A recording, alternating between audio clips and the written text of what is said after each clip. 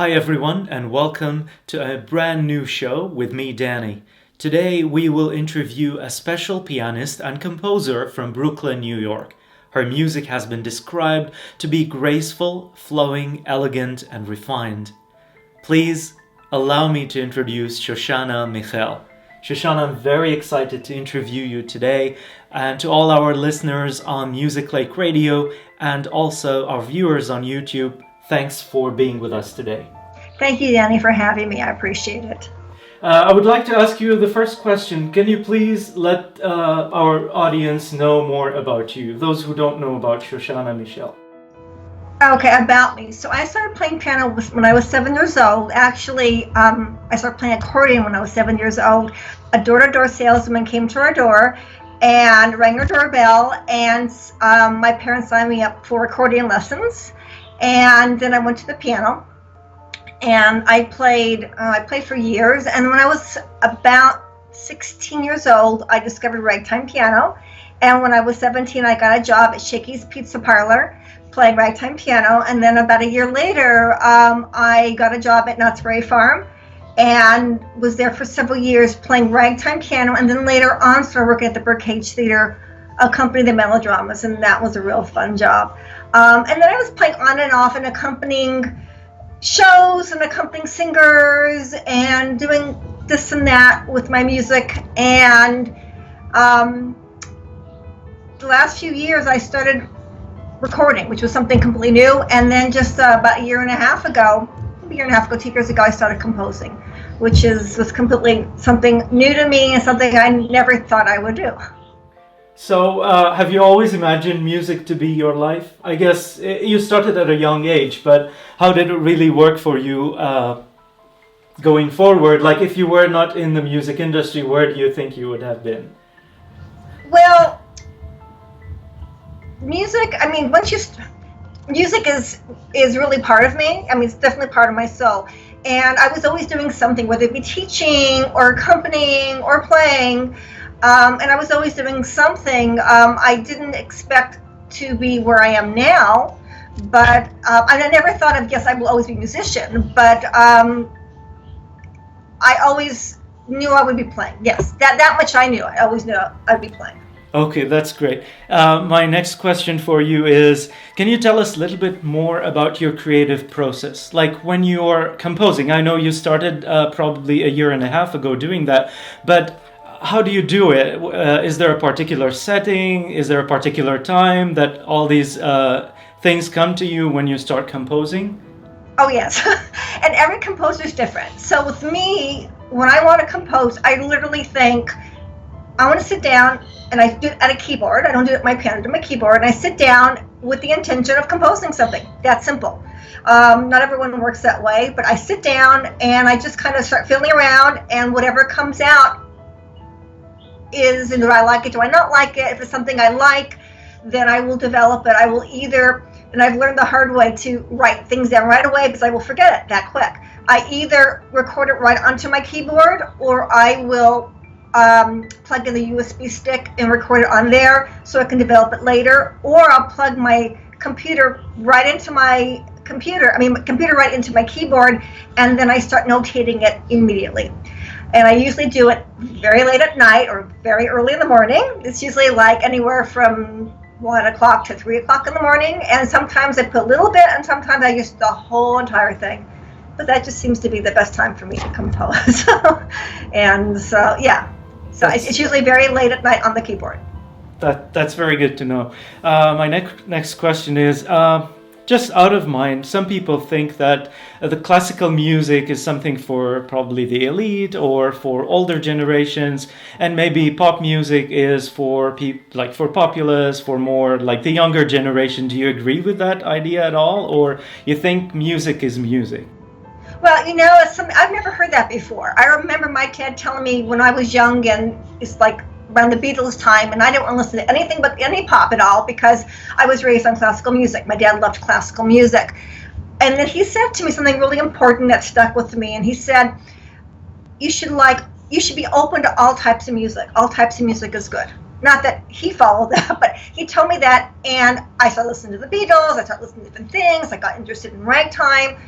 And now I'm hearing that contemporary piano solo, new age is what I play, is considered a new classical music. And I do think music is music. And I know there's lots of younger people that like music classical. I know there's some older people that are kind of still holding on to the pop.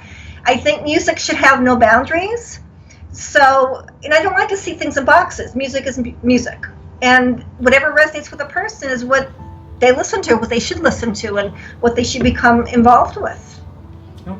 Okay, sounds good. I have another question for you. I don't know. This is, by the way, one of the reasons I've created Music Lake Radio, is to put music that I believe allows people to relax, and probably if they have some spiritual healing that they need, that they can do that. If they want to focus, the idea is most of the radios out there are really about putting a lot of I don't know, just too much noise in my opinion, and I wanted something different. And your music fits in that category. That's why we play your music all the time. We really appreciate you creating that type of music, which I call healing music.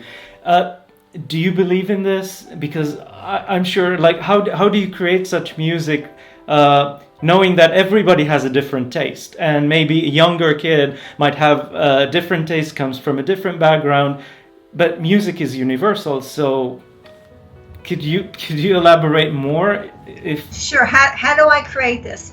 I guess about 26 years ago, I got very interested in the quote-unquote new age piano music, and I've always loved that. I guess it's because it's flowing and it's classical-like, but I mean it's pretty soothing, and I tend to go to that type of a thing anyway. I'm not into all the noise. I'm not into a lot of the music that's out there now, and it's, you know, and actually through the generations, there's always been some slower music and some more calmer music amidst all the other noise.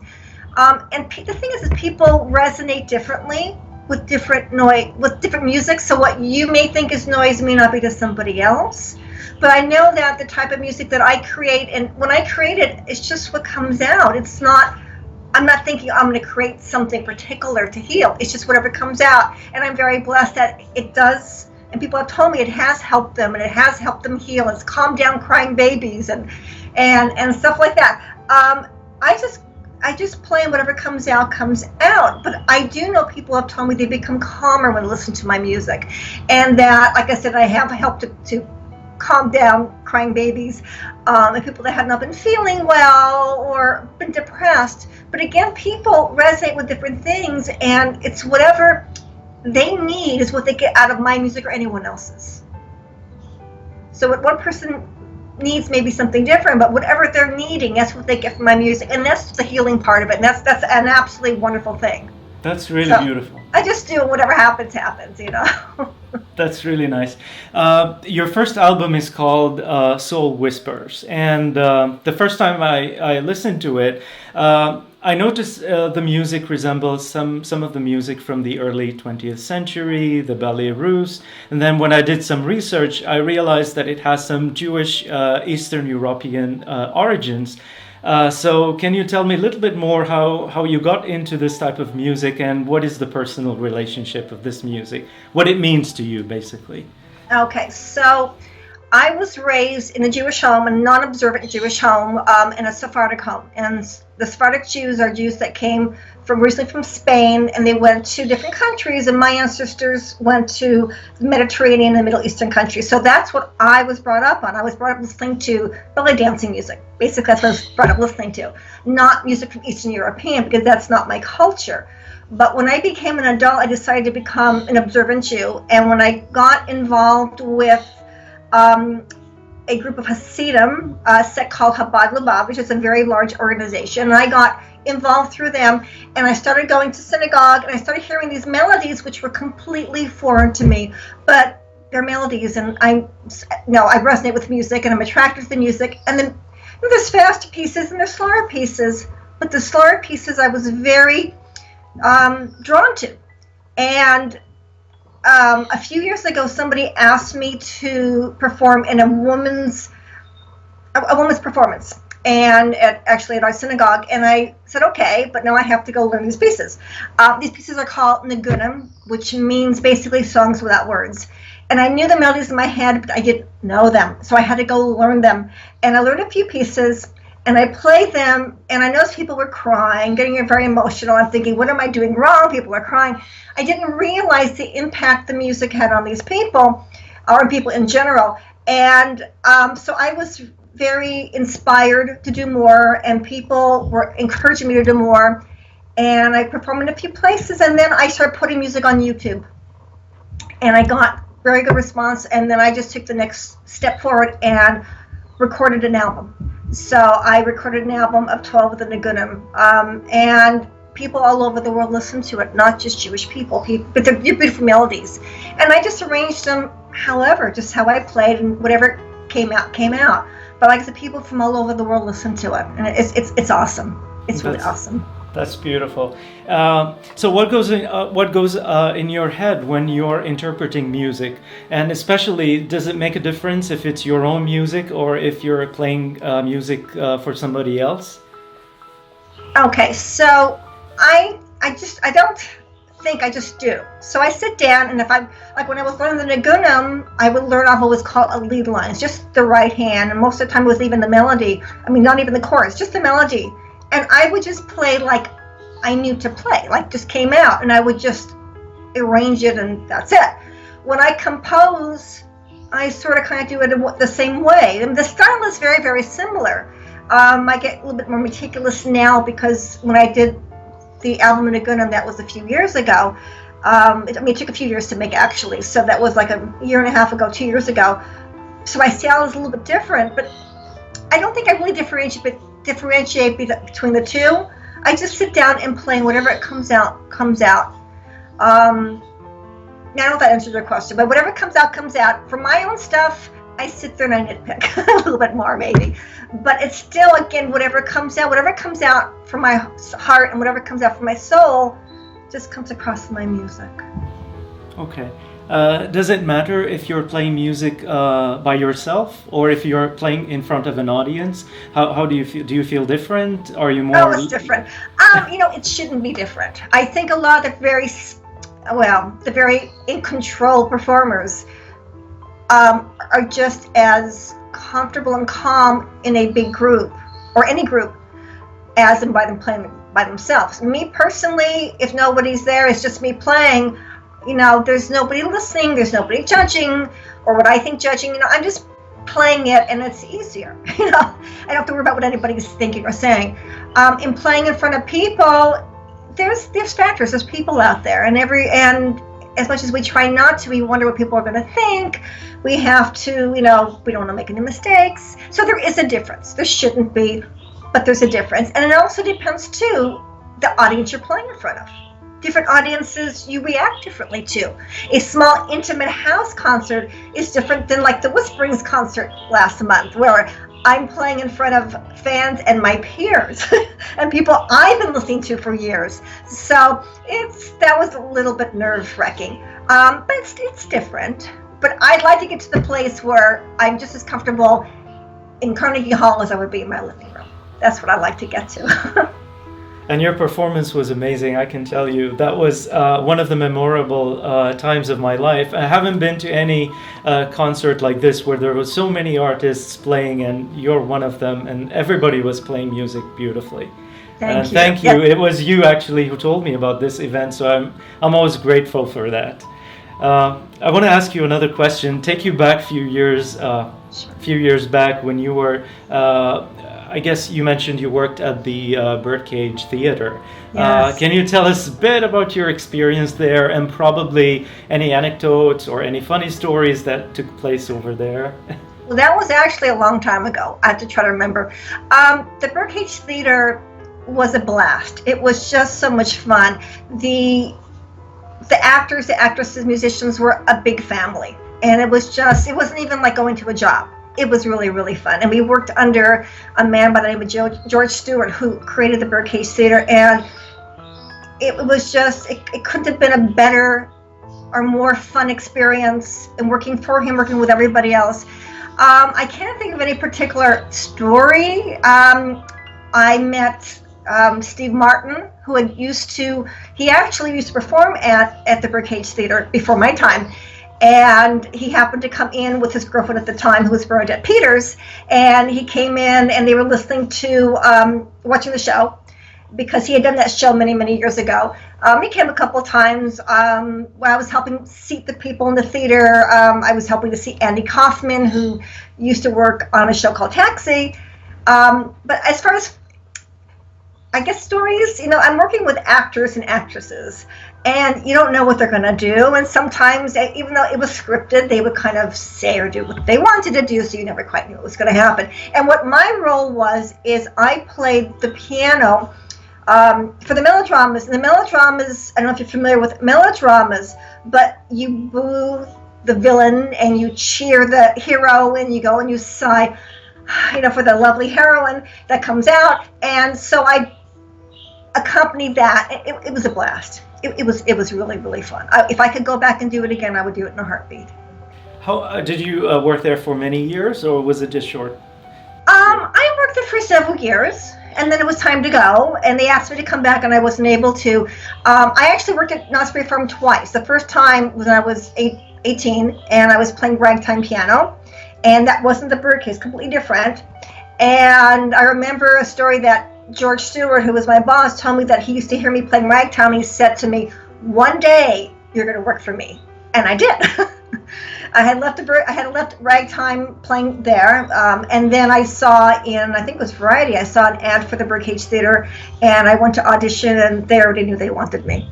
But it was really, really fun. Like I said, the people working there were absolutely phenomenally wonderful. All right. Everybody wants to know a little bit about everybody's future. Can you tell us some of the projects that you're working on? Are you working on something new? Yes. Tell us. Yes, and I'm very excited.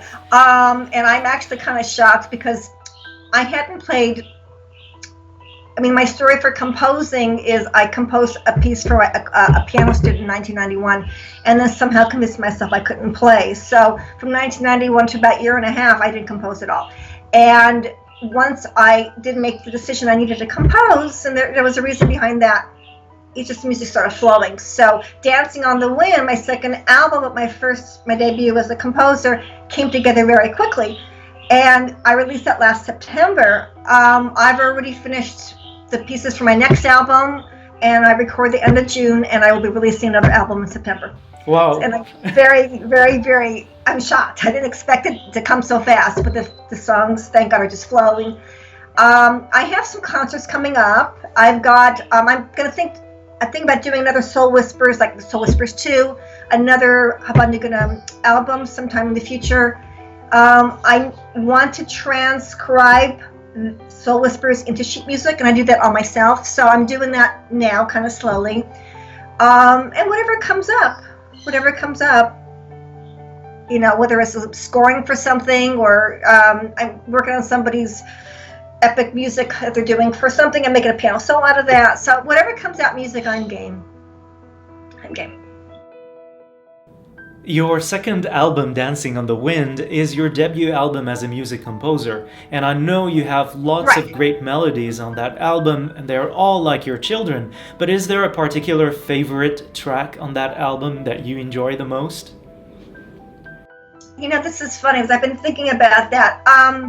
I don't know if I have a favorite for Dancing on the Wind. I don't know if I have a favorite, because I didn't know what I was doing when I was composing it. I was just composing and hoping people would like it. I had no idea that anyone would like my music. I had no clue. For my second album, the album I'm doing right now, I can tell you right off the bat which is my favorite. I think Dancing on the Wind, what I play the most is people really like is the very first piece that I composed after not composing for like 24 years, and that's When Leaves Dance. And that's the one that I performed at the Whisperings concert. Mm-hmm. And people like that one also. As far as my favorite, I don't know. I don't know if I have a favorite. I don't know if I have a favorite. I have favorites for my next one, but for this one, I guess When Leaves Dance, because people like that and I play that the most. What are your goals for the next few years in music, obviously? You know, And how gosh, can we help you? By the way, I want to attach another question here. How can we help you? People who can work with you, obviously, promote your music or your fans. How can they help you reach your goals?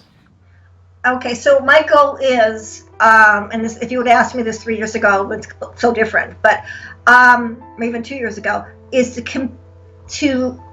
keep creating music and to keep composing, and I really do that. I've even thought about maybe scoring film, but that's just, I mean, this is just an idea. As in any other piano soloist like myself, piano soloist composer, the way that you can help me, support me, help me with this is to like my Facebook page, to visit my website, Pandora, make a Pandora station, the Shoshana Michel Pandora station. Everybody's going to tell you that. You make a station for that artist. Follow me on Spotify. The more followers, not just like, but you follow me on Spotify, then I get more clout on Spotify. Like if you listen to Pandora, to like it, because the more we play in Pandora, more people like music, the more pieces they'll play from our albums. So that's it. Pandora and Spotify are biggies. Okay, well, I promise we'll do that. Did we miss any questions? And what questions were you expecting us to ask and we forgot to ask? Yes, I would like to explain, or you can ask me what ragtime is. That was the first music I started playing professionally. Yes.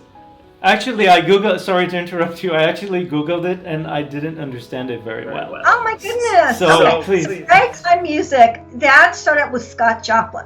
Actually, a couple people before him, but Scott Joplin is one of the big three. The Scott Joplin and James Scott and Joseph Lamb. And they were the big three in this, the end of the 1800s, beginning of the 1900s. And it went pretty strong, and then it kind of started dying out, 1920s. A new type of music came in called stride piano, which is Fats Waller and James P. Johnson.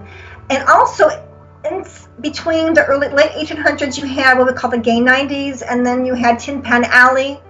And even though it's not ragtime, it kind of gets all evolved. So what I played was some of their classical ragtime pieces like Scott Joplin. I played Tin Pan Alley songs like Alexander's Ragtime Band, stuff by Irving Berlin, by George Gershwin, like I Got Rhythm. I played stuff like that. I played what they term the honky-tonk piano, which is like the ragtime pieces, and you can take any piece and make it a ragtime piece. And I played that for a long time, and then I started kind of sliding in recently to what's called straight piano, which is a lot more intricate, but it is a wonderful piece, types of music. And it's around the big band era, around the 1930s. Like I said, Fats Waller made it very popular, and James P. Johnson. And it's fun music. It's just fun music. It is happy music. It's fun music. If you think Roaring Twenties and Flappers, that's what ragtime is. And then going into the big band era, which are my favorite eras anyway. If I can go back into time, that's when I would go back to. But it is just fun music. Fun music. And I still play it. In fact, every once in a while at a house concert, I will still play some ragtime. And it is still in my heart, yes. Shoshana, thank you very, very much for taking the time. It was a pleasure having you with me here. And any final word to our listeners and viewers today? No. Thank you for having me. It's an honor.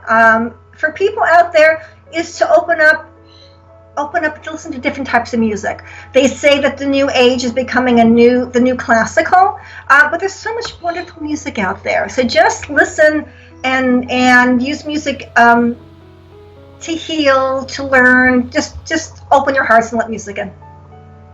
And again, Thank you for having me. Thank you very much, and we are looking forward to your new albums, and we are looking forward to your new music, that you're always amaze us with great things. Have a great day. Bye, Thank Shoshana. You too. Bye. Okay, thanks, Dani.